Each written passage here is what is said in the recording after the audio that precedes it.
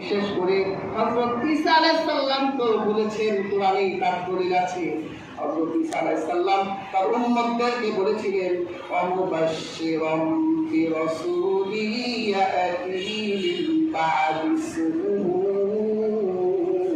আহমদ। আমার পর একজন রাসূল আসবে, সেই রাসূলের সুসংবাদ দিলেন এবং তার নাম বলে দিলেন, তার নাম হবে আহমদ। সুবহানাল্লাহ। হাজিরিন,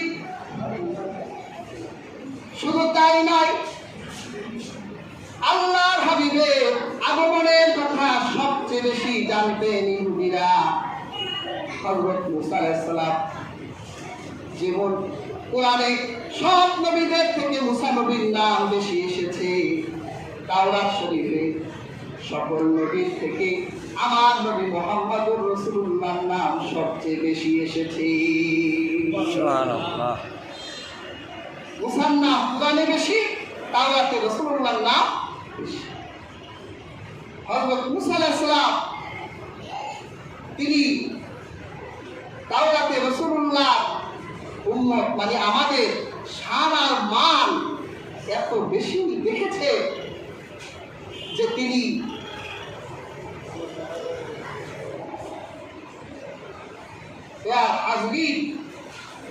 তিনি আল্লাহর কাছে ফরিয়াদ করলেন যে তার তাওরাতে লেখা যে এমন এক নবী এই পৃথিবীতে আসবে যার উম্মতের মর্যাদা এত অধিক হবে যে তাদের পবিত্রতা অর্জনের জন্য যদি পানি না থাকে, মাটি দিয়ে তারা পবিত্রতা অর্জন করতে পারবে।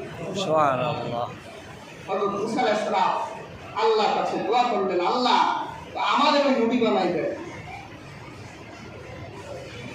এইভাবে তাওরাত শরীফে 9টি মর্যাদা এই উম্মতে হযরত মুসা করলেন। প্রত্যেকবার বলল, আল্লাহ আমাকে সেই নবী বানান, এই উম্মতগুলো আমাকে দেন। 10বার বলল, আল্লাহ যদি এই উম্মতগুলো আমাকে না দেন তাহলে ওই নবীর উম্মত আমি মুসাকে বানাই। সুবহানাল্লাহ। আল্লাহ পাক বলেন, মুসা প্রথমবারই যদি তুমি আমার কাছে ওই নবীর উম্মত হতে চাইতে তাহলে আমি ভেবে দেখতাম, কিন্তু তুমি 9 বার ওই উম্মতগুলো তোমার উম্মত চেয়েছো, এই জন্য আমি আল্লাহ তোমার এই দোয়া কবুল করলাম না। হযরত ঈসা এই ঘটনা জানা ছিল, এই জন্য হযরত ঈসা যখনই আল্লাহর কাছে ফরিয়াদ করতেন তিনি তার ফরিয়াদে বলতেন, হে আল্লাহ আমাকে মুহাম্মদুর রাসূলুল্লাহর উম্মত বানাও। আল্লাহ কিন্তু ঈসা নবীর দোয়া কবুল করলেন। যখন এই উম্মত ফিতনায় জর্জরিত হবে, দাজ্জালের ফিতনা যখন প্রকাশিত হবে, আল্লাহ পাক দাজ্জালকে ধ্বংস করার জন্য আকাশ থেকে হযরত ঈসা নবীকে দুনিয়ায় প্রেরণ করবেন, নবী হিসেবে নয়, উম্মত হিসেবে। অনেকে কিন্তু বলে যে সে নবী হিসেবে আসবে, কিন্তু আহলে সুন্নাহ ওয়াল জামাতের আকীদা হলো হযরত ঈসা নবী হিসেবে আসবে না। নবী হলে তো রাসূলুল্লাহ যে খাতামুন নবীয়্যিন এটা থাকবে না, তিনি আসবে উম্মত হিসেবে আসবে। এটাকে ব্যবহার করে বাংলাদেশে ঈসাই মুসলিম নামের একটি চক্র এই পার্বত্য অঞ্চলের মানুষগুলোকে বেঈমান বানিয়ে দিচ্ছে। তারা বলছে যে আমরা হলাম ঈসাই মুসলিম। পাহাড়ি লোকরা অনেকেই এই ঈসাই ধর্ম গ্রহণ করে ফেলছে। হাজরিন, আমরা আকীদা রাখি রাসূলুল্লাহ সাল্লাল্লাহু আলাইহি সাল্লাম শেষ রাসূল, তারপরে কোনো নবী কিংবা রাসূল আসবে না।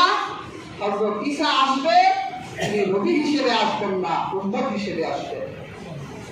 অনেকে বলে তাহলে তিনি কোন মাযহাব মানবেন? মাযহাব তো অন্ধরা মানে, আমরা অন্ধ, আমরা মাযহাব মানি। আমরা রোগী, আমরা একজন চিকিৎসকের ফর্মুলা মেনে চলছি, কিন্তু হযরত ঈসা তিনি নিজেই মুস্তাহিদ হবে, তিনি নিজেই কোরআন থেকে রাসূলুল্লাহ সুন্নাহ থেকে মাসআলা ইস্তেমবাদ করবেন। হাজরিন, হযরত ঈসা আলাইহিস সালাম তিনি এই উম্মত হওয়ার মর্যাদা পেয়েছিলেন, কারণ তিনি প্রথমবারে আল্লাহর কাছে এই নবীর উম্মত হতে চেয়েছিলেন। কিন্তু মুসা নবী তা করেননি। হাজিরি দেখা যায় সমস্ত নবীরাই রাসূলুল্লাহর বিষয়ে অবগত ছিলেন। সমস্ত কিতাবেই রাসূলুল্লাহ সাল্লাল্লাহু আলাইহি ওয়াসাল্লামের ব্যাপারে ভবিষ্যদ্বাণী ছিল। ইহুদিরা সবচেয়ে বেশি রাসূলুল্লাহকে নিয়ে রিসার্চ করেছে। ওরা এত বেশি রিসার্চ রাসূল পাক সাল্লাল্লাহু আলাইহি ওয়াসাল্লামকে নিয়ে করেছিলেন যে তারা কোথায় কোথায় রাসূল কারীম সাল্লাল্লাহু আলাইহি ওয়াসাল্লাম আসবে ওই জায়গাগুলো নির্ধারণ করে তারা তরবারি বিষাক্ত ধারালো করে বিষ মিশ্রিত তলোয়ার নিয়ে দাঁড়িয়েছিলেন যে এই রাস্তা দিয়ে মুহাম্মদ সাল্লাল্লাহু আলাইহি ওয়াসাল্লাম আসলে আমরা তাকে হত্যা করব। প্রমাণ বুখারীতে হাদিস আছে, যখন রাসূল পাক সাল্লাল্লাহু আলাইহি ওয়াসাল্লামের বয়স 12 বছর হলো, তখন রাসূলুল্লাহ চাচা আবু তালিব সিরিয়ায় ব্যবসা করতে যাবেন। আল্লাহর হাবিব পায়রা ধরলেন, চাচা আপনার সাথে আমিও সিরিয়া যাব। আল্লাহর হাবিব রাসূলুল্লাহকে নিয়ে যখন আবু তালিব রওনা হয়ে গেলেন, বিশাল ব্যবসায়িক বহর। প্রিয় হাজিরিন, প্রায় সিরিয়ার উপকণ্ঠে তাইনা নামের এক জায়গায় এক পাদ্রী সেখানে তার উপাসনালয় তৈরি করেছে। প্রায় ১০ শতাধিক বছর পর্যন্ত অপেক্ষা করছেন, কারণ এই ইহুদি বুহাইরা জানতেন মুহাম্মদুর রাসূলুল্লাহ দিয়ে সিরিয়া ব্যবসা করতে যাবে আর আমি তাকে হত্যা করব। তিনি একদিন তার উপাসনালয়ে যাওয়ার সামনে বসা, হঠাৎ করে দূরে এক তেজারতি বহর দেখতে পেলেন, ব্যবসায়িক বহর। প্রচন্ড রৌদ্রের ভিতরে সেই ব্যবসায়ীরা কদম ফেলে ফেলে আসছে, হাঁটি হাঁটি পা পা আসতেছে। তিনি জানালার ফাঁক দিয়ে দেখতে পেলেন এই প্রচন্ড রৌদ্রের ভিতরে একটা মেঘের ছায়া তাকে যেন ছায়া দিচ্ছে। সুবহানাল্লাহ। আর ওই ইহুদি পণ্ডিত জানতেন যে একমাত্র মুহাম্মদুর রাসূলুল্লাহ সাল্লাল্লাহু আলাইহি ওয়াসাল্লামকে, এটা তার সিফত, তার গুণ যে তাকে রৌদ্রের উত্তপ্ত লেলিহান শিখা স্পর্শ করতে পারবে না। আল্লাহ পাক তার সম্মানে মরুভূমির রৌদ্রের ভিতরে তার মাথার উপর মেঘমালা ধরে রাখবে।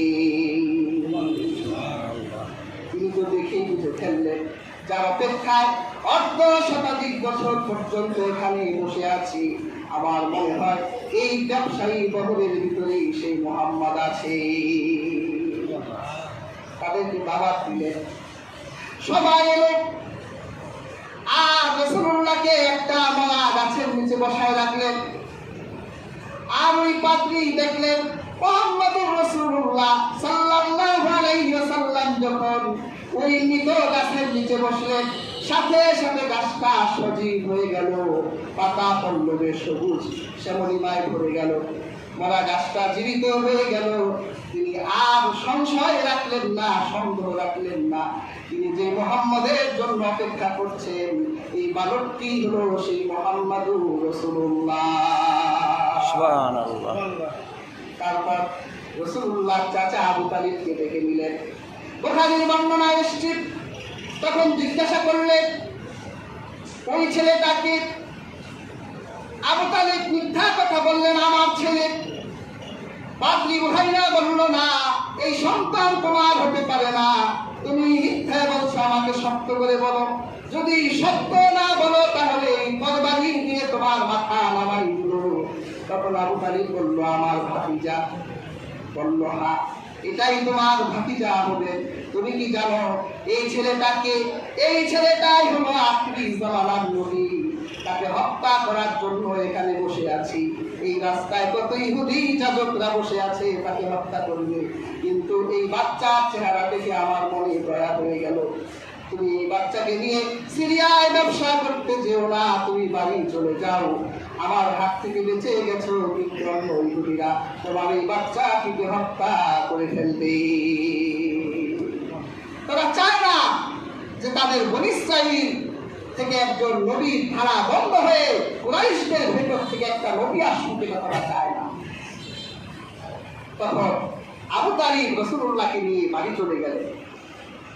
যখন রাসূলুল্লাহ বয়স প্রায় 25 বছরের কাছাকাছি, তখন খাদিজাতুত তাহিরা ব্যবসায়ে শিয়া রাসূলুল্লাহ দিলেন। খাদিজা বলল যে তুমি অনেক মেধাবী একজন মানুষ, আমি শুনেছি তোমার মেধা আমার পণ্য, তুমি আমার ব্যবসার চালানটা বসরায় গিয়ে বিক্রি করো, যত লাভ হবে তুমি অর্ধেক আমি অর্ধেক। রাসূলুল্লাহ যখন খাদিজার তেজারতি পণ্যগুলো নিয়ে তিনি যখন আবার সেই বসরার দিকে রওনা হয়েছিলেন, রাসূলুল্লাহর সাথে খাদিজার গোলাম মাইসারা ছিল। মাইসারা বলে আমরা যখন বসরার উপকণ্ঠে পৌঁছে গেলাম, তখন নাস্তুরা নামে এক ইহুদি ধর্মযাজক আমাকে ডেকে বললেন যে তুমি কে? আমি বললাম আমি মক্কার সম্ভ্রান্ত এক নারীর গোলাম। তোমার সাথে এই ছেলেটি কে? এর নাম হলো মুহাম্মদ, ইনি মক্কার সম্ভ্রান্ত ঘরের একটি যুবক। তখন সেই নাস্তুরা বলেছিলেন আমি এই যুবকটিকে হত্যা করার জন্যই এখানে বসে আছি, তবে তার চেহারা দেখে, তার সৌন্দর্য দেখে আমি এত বেশি মুগ্ধ হয়ে গেলাম। তাড়াতাড়ি ব্যবসা করে তুমি যুবকটিকে নিয়ে বাড়ি চলে যাও, তাহলে এই যুবকটি আখিরি জমানার নবী হবেন। সুবহানাল্লাহ। এইভাবে আপনি আল বিদায়া ওয়ান নিহায়া খুলে দেখুন, রাসূলুল্লাহর ব্যাপারে ইহুদি পণ্ডিতরা, ধর্মযাজকরা, পূর্ববর্তী নবীরা পূর্ববর্তী কিতাবে রাসূলুল্লাহর আগমনের কথা তারাও জানতেন। আর আল্লাহ পাক সূরা জুমআর 2 নম্বর আয়াতে আমাদেরকে সেই মেসেজই দিলেন, ওয়াল্লাযী বা'আসা ফিল উম্মিয়িনা রাসূলান মিনহুম, তাদের মধ্য থেকে তিনি তো সেই সত্তা যিনি তাদের মধ্য থেকে একজন রাসূল প্রেরণ করবেন। সেই রাসূলের কর্মসূচি কি হবে? ইয়াতুলু আলাইহিম আয়াতিহি, তিনি আল্লাহর কোরআনের আয়াতগুলো তাদেরকে তেলাওয়াত করে শোনাবেন। সুবহানাল্লাহ, সুবহানাল্লাহ। কেন কেন প্রথম কর্মসূচি কোরআনের আয়াত দিলেন কেন? কারণ হলো অনেকগুলো কারণ। এর একটি কারণ হলো আরবের মানুষরা ছিল কাব্যপ্রেমী, ছন্দপ্রেমী, কবিতা প্রেমী, গান প্রেমী। তারা ছন্দ শুনলে খুব মজা পেত। আরবি সাহিত্যের কিতাব খুললে দেখা যায় তাদের বিখ্যাত কবি ইমরুল কায়েস ছিল, ওয়ালিদ ইবনে মুগীরা ছিল। তারা এত উঁচু মাপের কবি ছিল যে তারা ঘুমের ঘরেও কবিতা বানাইতে পারত। সুবহানাল্লাহ। আর আমরা কবিতা বানাইতে হলে বাংলা একাডেমির শিক্ষা লাগে, তারপর সাধু চলিত ভাষা গুরুচণ্ডালি যাতে না হয় এইদিকে খেয়াল রাখতে হয়। প্রত্যেকটি মাত্রা ছন্দের মিল রেখে কবিতা বানাতে হয়। একটা কবিতা বানাইতে 6 ঘন্টা 9 ঘন্টা লাগে। আর আরবের কবিরা ঘুমের ঘরে ওয়ালিদ ইবনে মুগীরা কবিতা বানাতো। এরা কবিতায় এত আসক্ত ছিল, আল্লাহ চিন্তা করলেন যে এদের কবিতার থেকেও মজার কথা দিতে হবে, যাতে কবিতার আসর ছেড়ে কোরআনের আসরে বসে। সুবহানাল্লাহ। কোরআনের অপূর্ব সুরের মূর্ছনা যখন রাসূলুল্লাহ তাদের সামনে তেলাওয়াত করতে লাগলেন, মুগ্ধতা এমনভাবে ছড়িয়ে গেল, আর ওয়ালিদ ইবনে মুগীরার আসরে একটা পাবলিকও বসে না, সব রাসূলুল্লাহর আসরে কোরআন শুনতেছে। সুবহানাল্লাহ। আবু জাহেল তো খুব কষ্ট পাইল। হ্যাঁ, আমাদের দোষটা কি? আমরা এত ভালো ভালো কবিতা লিখি, আমাদের ওকাজে আমাদের কবিদের কবিতা আমরা টানায় রাখি, মুহাম্মদ এটা কি বলে? তো এটা ওয়ালিদ বিন মুগীরাকে বলল তুমি একটু জাস্টিফাই করো যে মুহাম্মদ কি আসলে কবি না বলো, নাকি কোনো জিন এসে তার কবিতা শিখায় যায়? ইয়া হাজরিন, তাফসীর মাআরিফুল কোরআনে এসেছে ওয়ালিদ বিন মুগীরা রাসূলুল্লাহর কাছে যখন গেলেন, প্রশ্ন করতে করার সুযোগ পেলেন না। রাসূলুল্লাহ সূরা নাহলের 59 নম্বর আয়াতটি তেলাওয়াত করলেন, যেটা আমরা খুতবার শেষে তেলাওয়াত করি, ইন্নাল্লাহা ইয়া'মুরু বিল আদলি ওয়াল ইহসান ওয়া ইতাই যিল কুরবা ওয়া ইয়ানহা আনিল ফাহশাই ওয়াল মুনকারি ওয়াল বাগই ইয়া'iযুকুম লা'আল্লাকুম তাযাক্কারুন।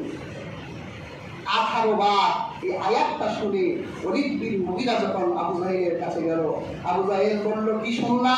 কি মনে হলো মোহাম্মদ নিজেই কবি নাকি তার উপরে কোনো জিন এসে কবিতা শেখায় যায়? তখন ওলীদ বিন মুগীরা বলেছিল, ইন্নাহু লা হালাওয়া ওয়া ইন্নাহু লা তালাওয়া। এবং এক কথা শুনে এলাম, মধুর চেয়ে মিষ্টি, যে কথার চেয়ে আর মিষ্টি কথা হতেই পারে না।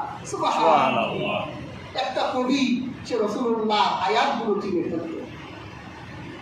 সেজন্য পেয়ার হাজিরিন, কোরআনের তেলাওয়াতের মজলিসে বসতে হবে, কোরআন প্রেমীদের পাশে বসতে হবে। গানের মজার থেকে দেখবেন কোরআনের মজা হাজার কোটি গুণ বেশি। সুবহানাল্লাহ। সেই নবী আর কি করবে? ওয়ায়ুযাক্কিহিম, তাদেরকে পবিত্র করবে। তারা যে সেই অশ্লীলতার পাপের ভিতরে আছে, আল্লাহ রাসূল কষ্ট করে সেই জাহিরি যুগের মানুষগুলোকে শিরক থেকে মুক্ত করলেন, তাদের অশ্লীলতা আর পাপ থেকে মুক্ত করলেন। ওয়ায়ুআল্লিমুহুমুল কিতাব, তাদেরকে কিতাব শিক্ষা দিলেন। ওয়াল হিকমা, আর শরীয়ত শিক্ষা দিলেন। ইয়া হাজিরিন, রাসূলুল্লাহর জন্ম মাসে পুরো মাসটাই ইনশাআল্লাহ রাসূলুল্লাহ জন্ম বিষয়ে আলোচনা হবে। আল্লাহ তাআলা আমাদের প্রত্যেককে রাসূলুল্লাহ শাহ মিলাদ ও সিরাত মানা তৌফিক দান করুন। আমরা কিন্তু অনেকে